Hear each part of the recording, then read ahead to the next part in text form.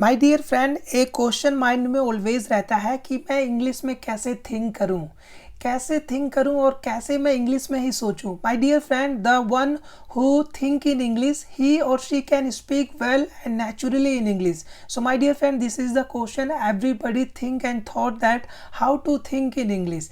English में ही कैसे सोचें, इंग्लिश में ही कैसे चीज़ों को समझें। So my dear friend, from this story you are going to learn and I am going to make it and I will give you explanation, right? So think in English, this is the question.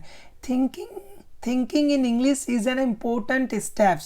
Thinking in English is an important step improving language skills.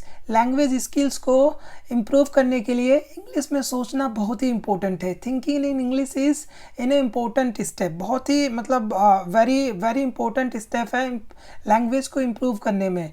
It helps me speak faster and more naturally. Means ये help करता है अपने आप को fast speaking के लिए and more naturally के लिए। हम नेचुरल वे से बोल सकते हैं जब हम इंग्लिश में थिंक करेंगे। हम अच्छे से और फास्टर बात कर सकते हैं जब हम इंग्लिश में थिंक करेंगे, right? So thinking in English is an important step to improve language skills.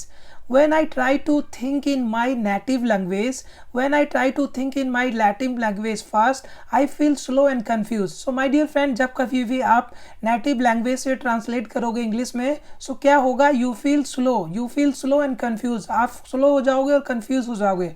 So now I challenge myself. So now अब मैं challenge करता हूँ अपने myself को to describe my day in simple English sentences. So my dear friend, think in English आप क्या कर सकते हो कि डे में आप जो भी डेली लाइफ एक्टिविटीज़ करते हो आप उसे सिंपल सेंटेंसेस में डिस्क्राइब कर सकते हो। So think in English, right? I practice naming things around me like object and action.